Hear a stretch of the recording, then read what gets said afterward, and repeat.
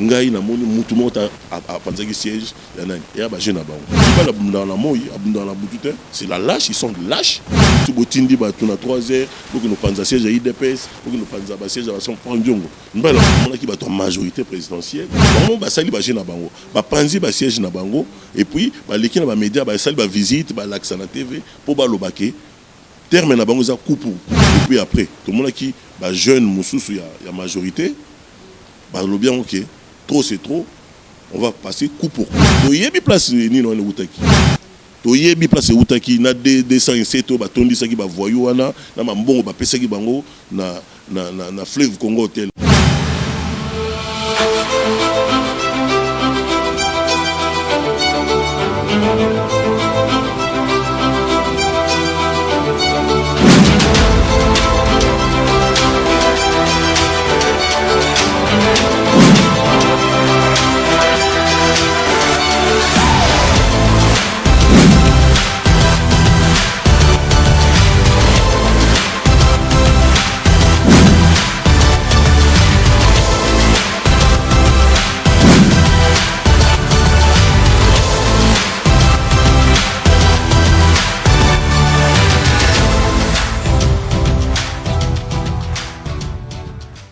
Voilà, un grand merci à tous les abonnés de DK Congo News TV 45 et à mon boss Douki Kapaya, à tous les abonnés.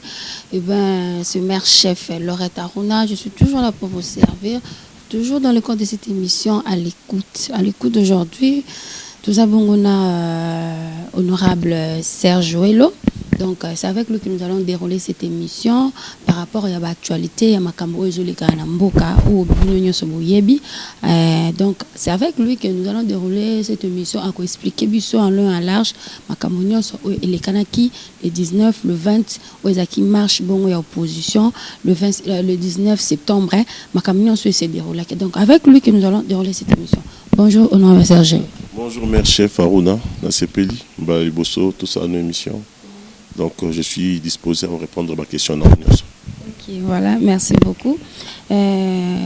Honorable Serge Ouello, vous allez qui présent, jour il y a marche, il y a opposition, vous allez qui fait qui camémo na bino la CENI. Vous avez mieux placé à expliquer dans le monde entier, partout au Landa Busso, comment est-ce que c'est déroulé qui passe que vous avez sur le terrain. Donc, tout ça pour ça que yeba bana poto bana monde entier pe bana pour ça yeba ba réalité ni oezalaki la journée wana. En tout cas, merci beaucoup. Bon, réalité on a ko beta ezaka réalité on a na vivaki. Tu vois? Réalité on a la vivaki, c'était à 9h du matin. Yaki na zalaki na niveau à victoire. Tant on a comme niveau à victoire na moni déjà ba jeune hein, bazalaki belé. Mais j'ai senti qu'il y avait absence et encadrement. Parce que marche, ils arrivent pacifiques. Marche, il fallait pas mon boulot bima. Tant qu'on a eu un commis, on a jeune, honorable, en tout cas, tout ça est belé, tout est nini, il y a au sala. Non, point de rencontre, on a vu sur une qui n'a échangeur. Un échangeur. Dès temps, on a quand même que non, Moutou, moi responsable politique, on va se ranger derrière. Donc, à 9h, il y a la victoire.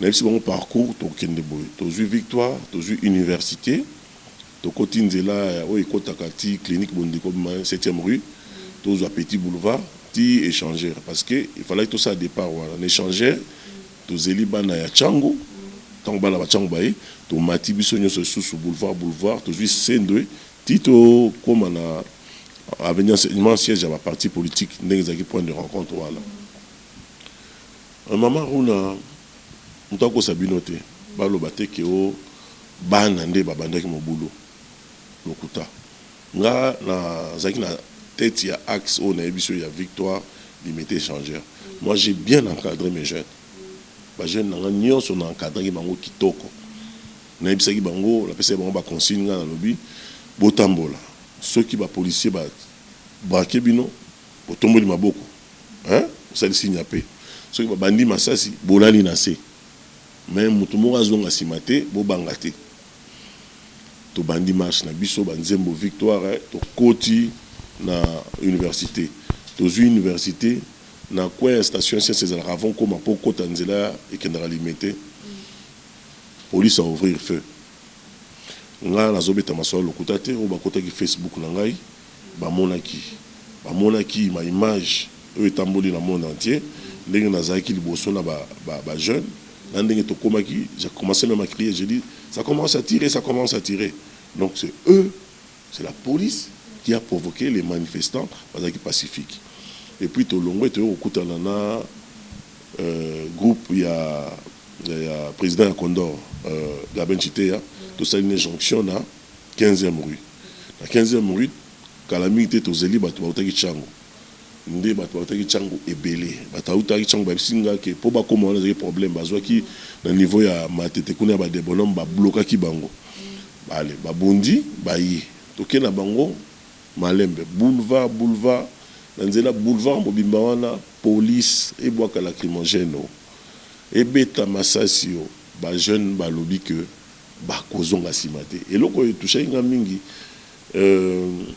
tokanisaka jeunesse congolaise eza jeunesse moko naïve. J'étais surpris mama bana onga la monaki na évaluer onga la monaki basa bana entre 14 ans na 22 ans 14 ans 22 ans nde monaki basalaki makamwa na nyoso tozui banzela tozoyemba banzembo pacifique tout ça ba policier bazaki na coopératif et belé bokende ba policier vraiment oyo tout musu tozokutana na nzela mais ba policier bazokobeta masasi non mituna. Je sais que ce ne sont pas des policiers congolais. Je pense que ça va être la brigade mususu, la brigade spéciale mususu balata tenir police. Là, par rapport à cela, tu dis que donc Isaki n'a pas infiltré, bah côté na kata ba policier, Isaki ba policier oté ba tout mususu. Ben infiltré, c'était organisé pour massacrer les Congolais. Les infiltrations, c'est une organisation bien préparée. Les policiers, tout le monde a mis coloniaux sauté, ben les policiers, tout ça, les policiers, les coopératifs. Pour les policiers, ben infiltré, c'est une organisation qui a été bien faite pour massacrer les Congolais. Je le dis à haute voix. Honorable Serge, et puis qui on les appelle propos mon grave quand aux autres parce que le gouvernement va démentir en plus ba lobby que non c'est pas ça ba jeune oyo so ba ki o chulo ba siko ba jeune o moni ke ba jeune ya kin ba jeune ya ba congolais na biso ba jeune na biso baza ba naïveté bon c'est bien mais par rapport à l'acte ba sali ba vandalisme nous dénonçons cela bien sûr vous avez ça la marche moko zali pacifique. Moi, je vis dans mon quartier, bah jeune, bah tout ça là, bah marche, bah moni maman, bah dans ma bassin à mapa, une pauvre maman, azo débrouillé, bah zu bah memi, bassin à mapa. Nous sommes dans la cadre, bah jeune, bah naïveté, na bah école kotumba, bah voiture, bah tout kotumba, bah école. Donc, et c'est déjà acte moi, bah délinquant déjà parce que tant que tumba déjà école, bah banque kotumba. Ce qu'on y a soit na vous, bah opposition. Au moins, t'es que bah couper, ça bah nous sommes au banque à couper, ça nous confiance, bah que bah marche na nous toujours et ça na bah deux ordres, bah ma baby, bah na quatre, na bah pillage ko piller. Maman, pourquoi tu as joué à bateau yo, bah ni go ça qui. Voilà ça la preuve. Bateau bah kota na Facebook na honorable Serge Welo. Bah mon image la posta. Bah mon abisso na bah jeune no bozo lo ba wala. Les cas tant biso de les cas qui wana encadrement biso ba jeune. Ça qui peut perdre à ça quitter. Na biso ki za bango moko ba to perdre. Au ça la aventure. Bango moko parce que utiliser bateau ba panza. Ba ninga qui joue wana ba o et ça tu vois. Les abagés na bango pour ngana toujours la faire du contraire des victoires à échanger d'échanger na enseignement ngana zaki na bato na zaki na bajo na moni sika moko te ke biso to panza siège ya plus mobile ya parti na yeto ba RCD ngai nazaki parmi la première image où il est ya restaurant la premier leader oyo bazaki sur terrain na bajo ngana parcours na ngai sika moko te ba panzi. Mais partout on a biso de qui victime de la balle réelle. Voilà. Donc dans un élo quand on le battait que biso de qui là dans un groupe va témoigner sur ce joueur le Tinda qui va jeune jamais dans le cadre qui va jeune dans le kitoko et puis comme alors contrairement biso de qui victime la gaz lacrymogène et il y a la balle réelle tout ça. Il y a pas tout le monde que moi là doit profiter à bout quoi. Alors la police peut pas perdre ma vie. Mais ngai en tout cas, na parcours nangai Nandenge na salaki, nga place nga nazaki na tikalo mona. Place batu nanga babomi ma policier. Honorable Serge Welo, mais au moins ceux qui m'ont quitté, bon, oh, m'ont quitté, mais au moins il y a des images aussi qui circulent. Ouais, bah policier, bah koufaki, oh bah bomi, bah pas bah jeune. Na image wana nazo yebisa yo bengi ba policier ba bengi ba jeune. Le PPRD, la majorité au pouvoir, bah instrumentaliser ba jeune voyou. Faut pas mettre monsieur dans temps. Comme boté oyebi ba mettre ba utiliser ba en pleine action wana. Yon la zone bisa baninga tozana boza le kenge parce que quand on est tozana on va infiltrer baza ba fuki ba tumususu o ba panza ba bebisa et que il y a opposition. Moi je vous dis, je suis parmi bato basala qui parcourt à monene jour en marche kolonga victoire ti 15e rue kozo bato changu kumema bangu kozonga ngo boy ngai na moni mutu mota a panzaki siège ya nani ya ba jeune bango et après tout ni ba bunda na moi ni ba bunda na butute. Et comme la boutique botindi bato na 3 heures pour que nous panza siège à IDPS pour que nous panza ba siège à son prendiongo mbala bunda na moi abunda na butute c'est la lâche, ils sont des lâches. Ce sont des lâches. Vous avez dit tout à l'heure que Ozolo Bamakam toujours avec des preuves. Est-ce que vous avez de preuves Ozola Kisaki Batinda ki batu ba ko bunda butu ba ko tumba ba parti nabino. Est-ce que tu as ce preuve là ou ko affirmer que non Marambo Zolo ba oyo c'est exact ba parti nabino en opposition ti batu nyongo boye eza batu ya gouvernement de Batinda ki batu. Est-ce que vous en avez pas preuve wana? Mais par rapport à propos na bango tant on marche ça là il était se calmer le soir. Tout le monde qui batu en majorité présidentielle, ils sont allés visiter siège à CNC à Pius Mobilo. Siège il y a RCD et puis après tout le monde qui bah jeune Moussous il y a majorité bah le bien ok trop c'est trop on va passer coup pour coup bon bah sali bah jeune na bango bah panzi bah siège na bango et puis bah l'équipe bah média bah sali bah visite bah l'accès na TV pour bah lobake terme na bango ça coup pour coup bo beti to beti mais coup pour coup mon bah la bunda na moït biso to lali na 3 heures botindi bah to yebi place ni no utaki to yebi place utaki na 207 ba tondisaki ba voyou wana na mbongo ba pesaki bango na Fleuve Congo Hotel. On a les informations au moment opportun au romona na butu bazaki na Fleuve Congo Hotel ba zui D207 ba tondisi ba voyou na bango pesi bango mbongo bazaki na ba essence batu balali na ba 4 heures bo boki ba essence bokangi batu botumbi batu ngala bunda la moya bunda la butu te. Honorable Serge Weton aussi ba bongo tu sais pas qu'ils a ba proprement grave parce que zani tu est-ce que tu as des preuves bango bayaki? Mais alors, pour avoir des preuves, parce que quand tu accuses les gens, il faut avoir des preuves. Quand les gens visitent et l'autre bilo bango batumba qui a parti na bango pour babim sa opposition et puis na ba propos na bango babi trop c'est trop on va répliquer coup pour coup. Un bon preuve ni sous. Parce que comme moi je te pose des questions aussi sur vous Ozolo Bakeno nga ba jeune nga na encadra qui bazala qui bien aussi longtemps nous savons que il y a de désordre au salama qui ba jeune ne ba tumbi ba jeune ba baby sibilo mais yo oboyango lobi que non eza ba tunabinoté on n'a pas preuve na ba image nango mola ki tozo ngai na o ya ngai image ezali tozo yemba image na tamusi bango de victoire tikuna ba casser le côté na image de tomoni ba militaire na bango balataki ba tenir police ba policier était pour policier civil policier déjà n'yé ba que police à République démocratique Congo est derrière le peuple ils a ba policier était ils a ba na bango na tobi place ba wutité balataki tenir police yo mo moni ba tirer biso à bout portant ngana zo ba et puis na zo ba jeune il y a majorité tant ba si visite la place bango ba panza ki biloko na bango ba siège na bango qu'est-ce qu'ils ont dit coup pour coup trop c'est trop. On va répliquer. Ils ont dit ça, preuve ni yolingi. Alors quand Bolobi nous voilà à 3h du matin, Biloko et Panzani. Tu veux quelle preuve encore? Bon. Quelles sont maintenant les mesures de sécurité pour assurer bateau bazo CP la nabino bateau opposition ou bana posa qui pour nous bana posa pe vous au pouvoir. Quelles sont les mesures de sécurité que vous allez assurer bateau aussi longtemps ni na ba kota ba changu kuna to ebi que ba policier ba botola ki ba arme pas ba civil na minute oyo ba jeune ebele bazana ba neti ba arme ya policier botola policier zana on ndako déjà ils a déjà acte moko ya comment je peux dire ils a acte moko déjà et ko soulever même sous ba désordre mususu parce que tu ebi déjà ba côté kuna zana mo ben insécurité mike donc déjà un jeune a déjà na arme na ndako parce que il faut normalement gouvernement et l'année pour ba minduke ba botola ki ba policier na ba botola ki parce que quelles sont les mesures oyo étant que jeune oyo koki koloba na ba jeune oyo ya jour oyo tamola le 19 le 20 par rapport à biloko wana mesures de sécurité ningi on veut bien que biso tozana opposition ceux qui assurent la sécurité dans le pays c'est pas l'opposition c'est que l'opposition laisse-moi parler madame maman Rona laisse-moi parler ils ont sanga ingana assumer sécurité cela veut dire l'état n'existe pas au Congo. Parce que c'est l'État. Laisse-moi parler. C'est l'État qui assure la sécurité des personnes et de leurs biens. Cela veut dire, en Kinshasa, c'est la ville, c'est l'hôtel de ville, c'est le gouvernement provincial qui assure la sécurité des gens. Sur le plan national, c'est le ministère de l'Intérieur avec ma service Nango, assure la police, tout ça, assure la sécurité. Je suis Ibisangaï. Moi, non, honorable, on ne sait pas comprendre, honorable. Vous ne pouvez pas répondre à une question que vous n'avez pas bien compris. Non, j'ai dit, non, parce que la façon dont vous êtes en train de répondre, là tu me coupes la parole.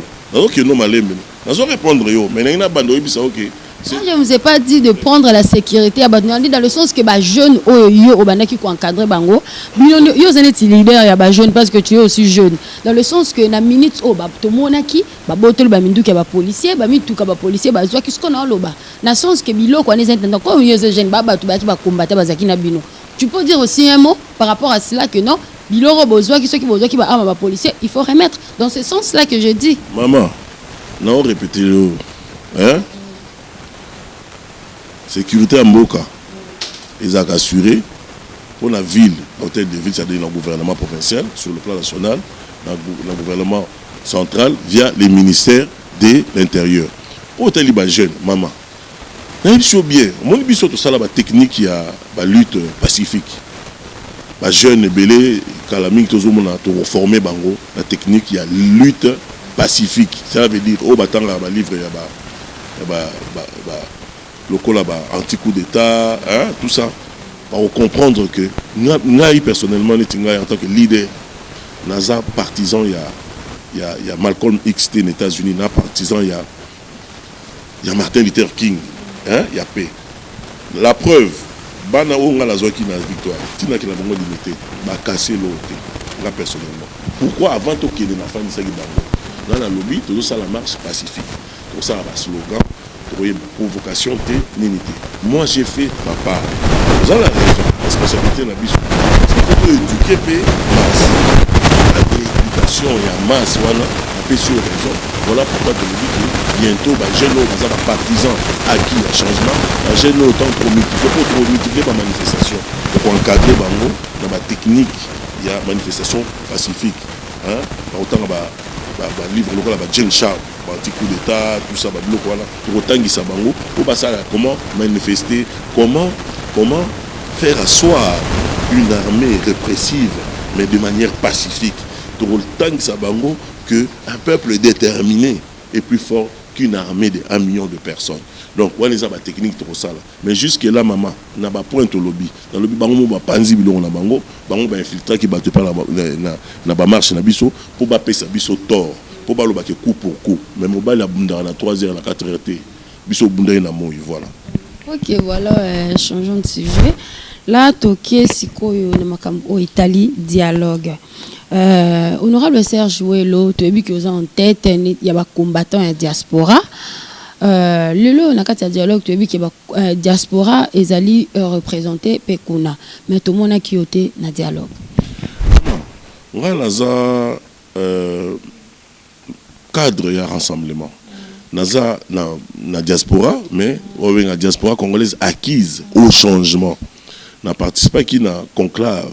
Il y a Genval, il y a Bruxelles, où il y a opposition, et ça, il y a la force sociale acquise au changement. Je dois respecter la ligne. Il y a Makambo, on a la Kendela Genval. Oui, nous sommes pour les dialogues, mais dialogue selon résolution 2277. Donc, c'est ça qui va conditionner Bisso. Bisso, que le dialogue, tant que les collègues Bisso va libérer, arrêter injustement pour les raisons politiques. Dieu Menonga, Mouyambo, cessation en poursuite contre le président Moïse Katumbi.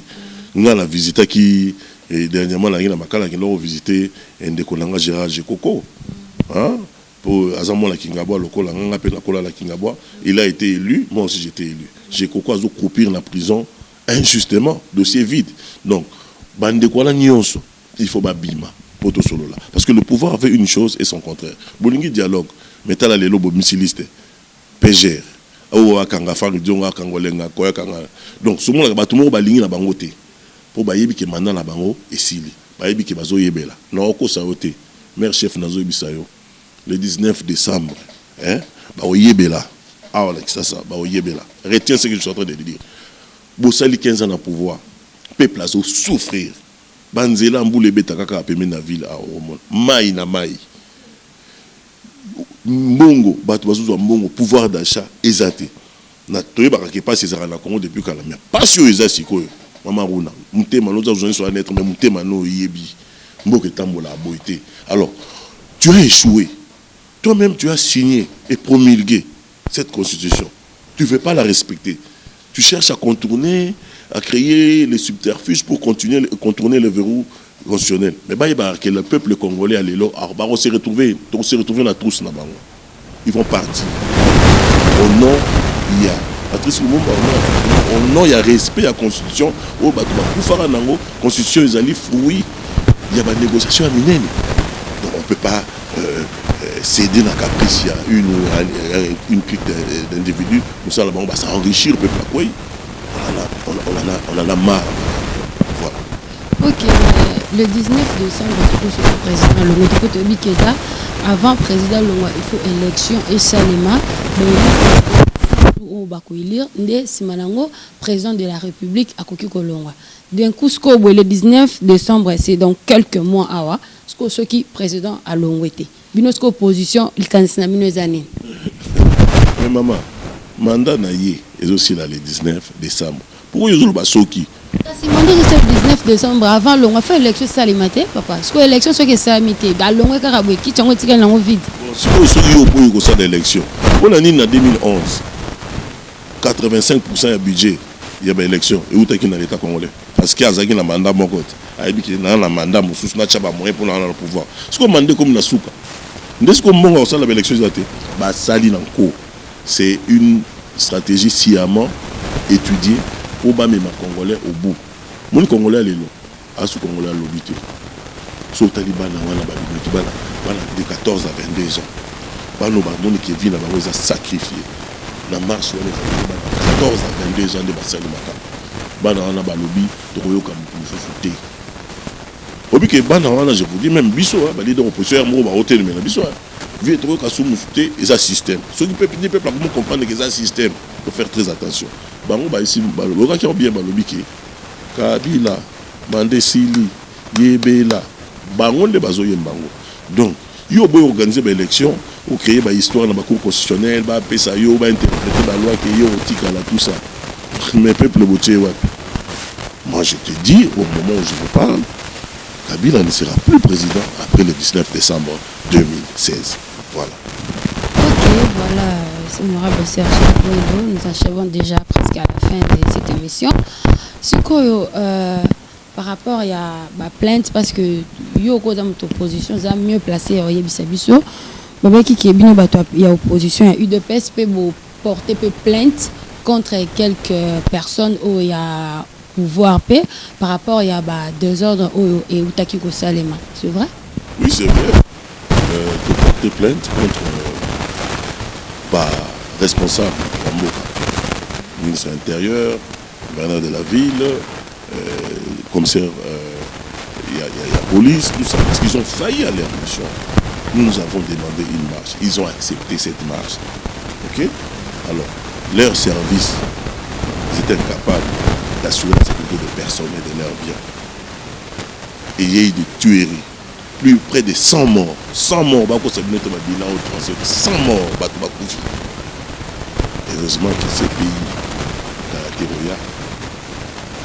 ces pays, où ça la banquette, et les responsables, traduisent selon justice internationale parce que la moko justice est dans la tête.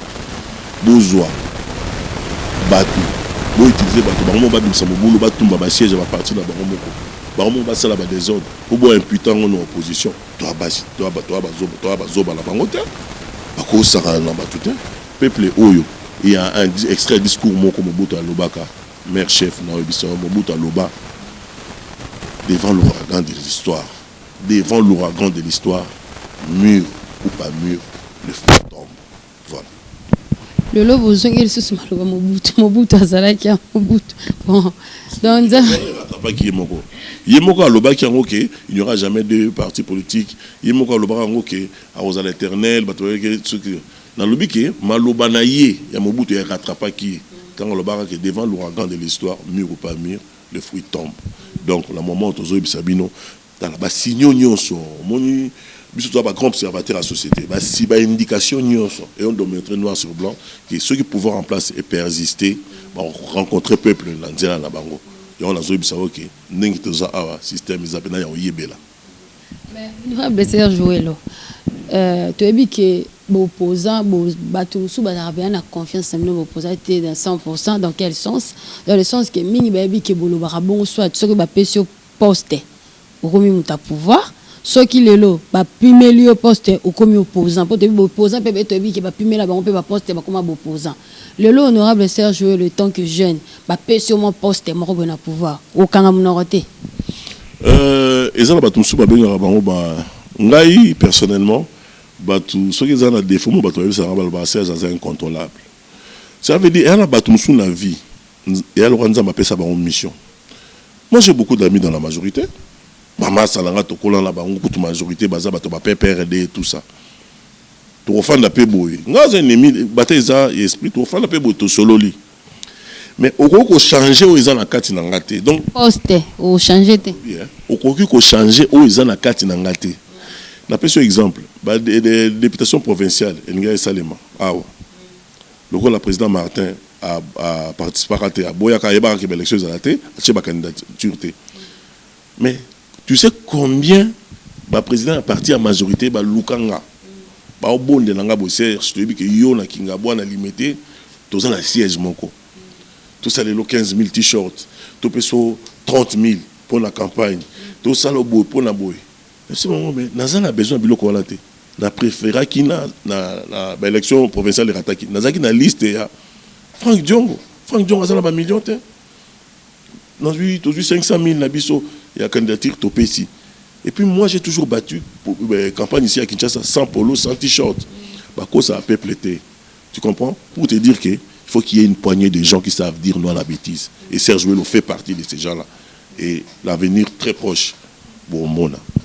Tu comprends que l'honorable Serge le sur PC poste aux bon, c'est bien. Bon, sort Kassia Martin Fayoulou, Azalaki blessé, sort Naé Zandérini. Il était déjà rétabli ou comment? Vous savez, nous avons des amis dans le service. Bah master Moussou Oiseau travail, bah foutre rapper, bah on bien dans le service. Bah les laka. Au monde c'est quoi? Pouvoir, bah sous la montée, même dans le service ou ok. So on a vu ce que bah master bien au bazar dans le service na bango. Donc pour na bango, il faut pouvoir rekende. Est-ce que biké Martin, président Martin, objectif la monnaie qui va bomailler. La réunion moko boy salema qui la sécurité na haut niveau. L'obito avant-hier. Toujours ba fuite kaka et pas ba massa na biso bazaki na réunion. Moko ta benga lobby. Abi Serge.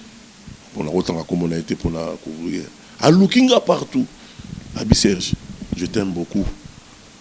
Na monaka ozana âme ya Congo na kati na yo. Mikolo Bombana. Mikolo Batama parce que na réunion na ozaki cité.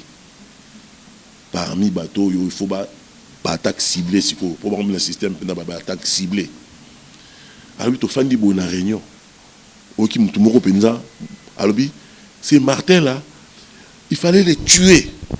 Mais ça, on a qui sont moi. Comment Congolais cause la méchant contre Moutou Alingui changement et Mboka Boy. Donc, président Martin et l'Okwana, parce que c'est un chrétien, c'est le sang de Jésus, des Sauvaki président Martin. Mais pour notre service, c'était l'élimination physique. Il y a le président Martin Fayoulou. Mais il y a un autre Sabino. Ils ont battu Moussous pour baser au fond de Zambala. Mais Zambala a été. Aussi, ça va au Kende. Le président Martin, ils ont besoin. Besoin. Mon lissou. Au responsable, il y a opposition. Député national de surprise, ça a une immunité. Comment beaucoup traiter? Personnellement, mon ami a été arrêté, Serge Loukoussa, il y a Canada, représentant et cité dans le Canada. Il a passé 2 nuits dans le geôle de service pour Aeko Bima. Bon, si vous avez un bon cango, vous avez un bon opposant, moi, personnellement, pour la Kaya Martin, il faut CPI et là-dedans. Moi, j'appelle la Cour pénale internationale de venir investiguer, faire les enquêtes. Et puis accuser les responsables. Il y a massacre, il y a Congolais. Trop, c'est trop, maman. Merci.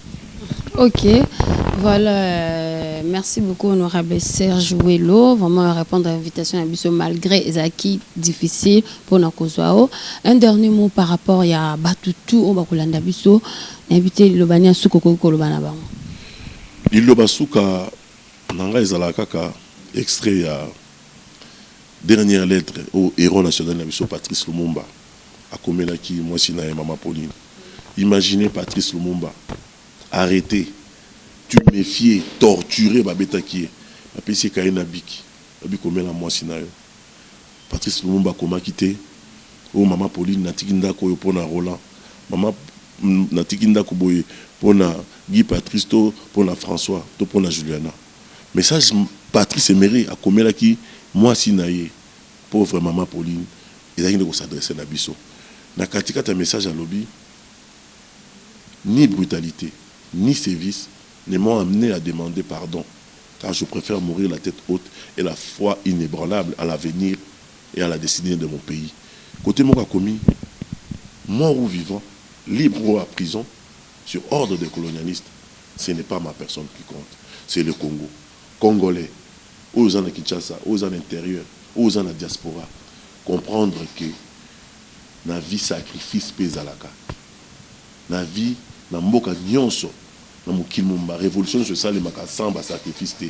Si nous aimons ces pays, pour déjà bateau et baboma biso, tout ça jabi bembe. Est-ce que bembe au bango au pôle? Merci. Ok, voilà, là c'était honorable Serge Ouello. J'espère que vous l'endiez vraiment en long et en large par rapport à l'actualité à l'Oba qui est Makambo et la situation politique et Mboka Nabiso. Je n'ai pas trop de commentaires à mettre là-dessus. Donc, les propos tenus par honorable Serge Ouello, ça n'engage que lui. Par rapport à vous. J'assume la paternité de mes propos.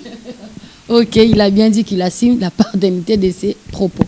Donc, je dis un grand merci à mon boss Duki Kapaya et à Gervais Dendelo, à Château, mon super caméraman, Sabin Konga, mon réalisateur. Quant à mon mère chef Lorette Aruna, je vous dis au revoir et on se retrouve tout prochainement avec un nouveau numéro. Au revoir.